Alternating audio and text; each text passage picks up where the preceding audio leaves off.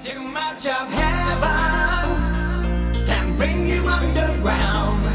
Heaven. Hello, Johan here. I'm very excited. I got a microphone today for my computer. It's a blue snowflake microphone. It's kind of cool. So you can hear me better.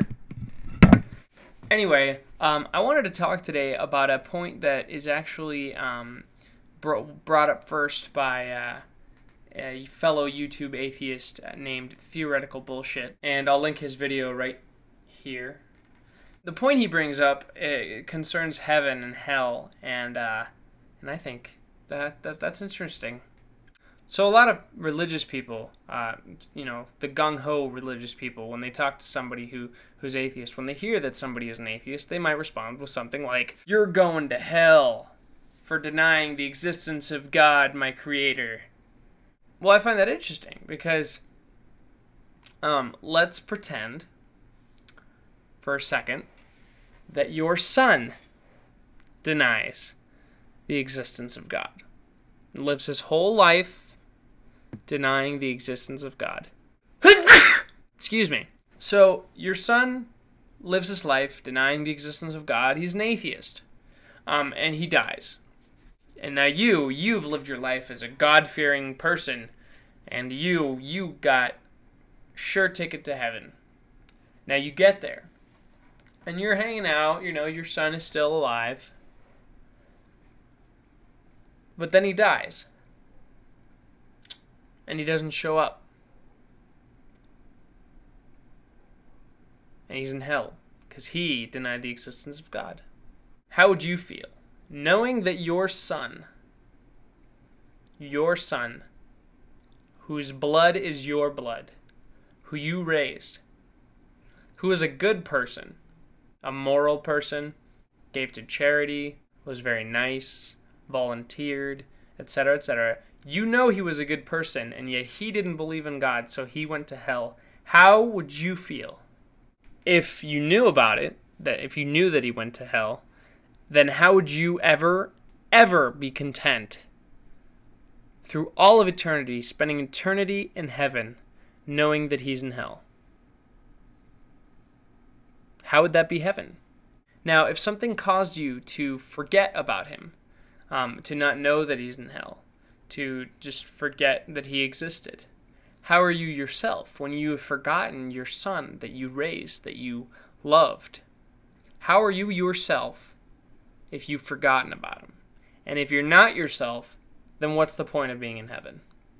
If you're not yourself. If who you are has ultimately disappeared because you don't know who your own son is. The other point is if something makes it so that you don't care that he's in hell.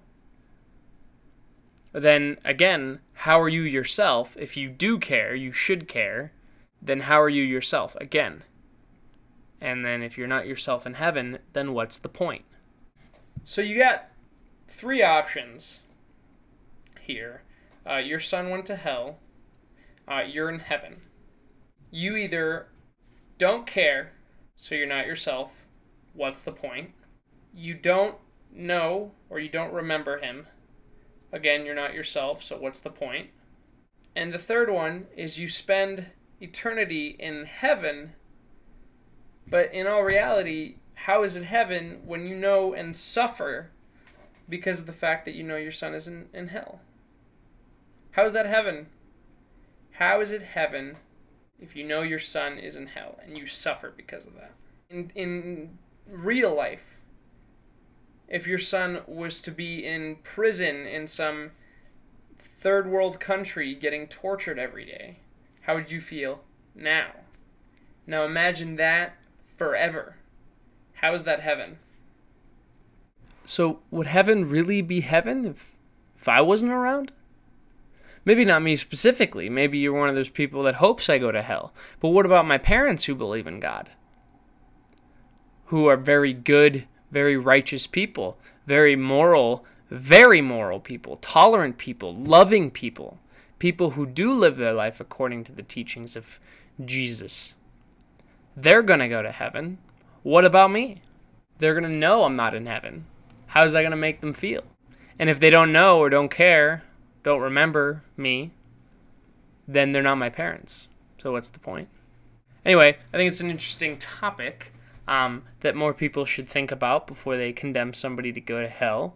Again, this is not my idea. This is just a reiteration of what Theoretical Bullshit said so eloquently in his video. And I would definitely encourage anyone to think about this because it just doesn't make sense.